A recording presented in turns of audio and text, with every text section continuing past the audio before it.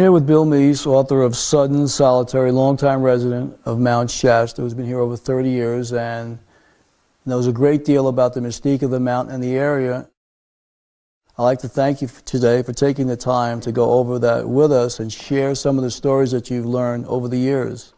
Right. So what happened was I moved here 30 years ago, and I bought an old painting in Mount Shasta.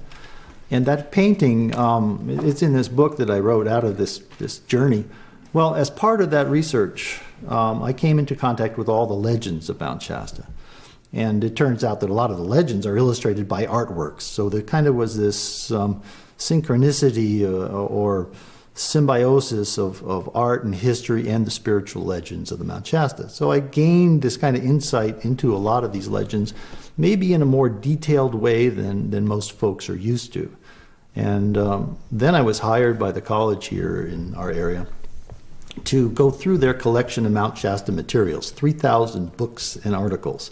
So I read them all, those portions that were directly relating to Mount Shasta, and out of those I took about 1,500 of them, almost half of them, and wrote them up in what they call a bibliography. It's a research book that takes the book, and I took quotes out of each, and as I was doing this work, I could see these linkages between items, and it really became a giant kind of hypertext before hypertext was even part of, this was back in the 1980s, was even part of the vocabulary, but things were linked. And I got a real good sense of what was going on with some of these legends.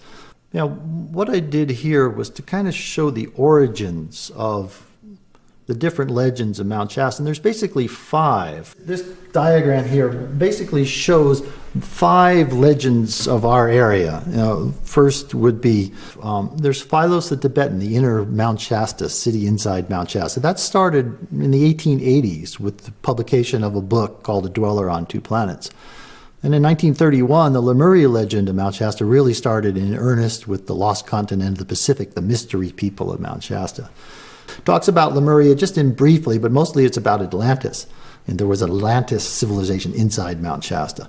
Then in 1934, mysteries unveiled about the meeting of Saint Germain, this Wonder Man mystic that was, at that time, would be 200 years old, was developed as a story by Guy Warren Ballard, also known as God Fear a King, and the whole spiritual community has grown out of that.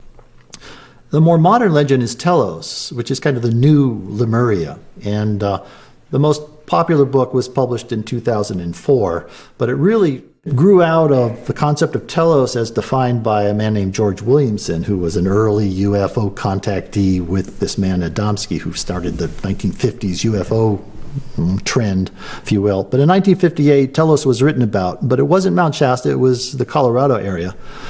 And later, in 1977, this woman named Bonnie Condé, also known as Charula Dux, claimed to be a princess who lived in an underground city in Mount Shasta. And she talked with William Hamilton, who published in 1980 Mount Shasta, Home of the Ancients. And that's really where the idea of Telos in the inner city of Mount Shasta, named Telos, began.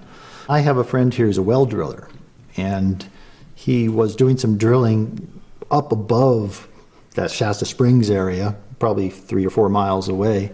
And he drilled down and he hit pure air, and it just rushed out, and it was hollow underneath.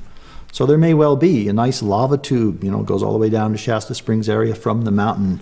There are subterranean areas all through this mountain, Mount Shasta, which is pretty interesting. And to me, my way, that just adds to the mystique, some credibility to the fact that there are underground passages. Certainly the Native Americans lived in some on the north side of the mountain. Pluto Cave in particular. It's a massively hollow cave that was the site of an Indian settlement. So that's pretty cool.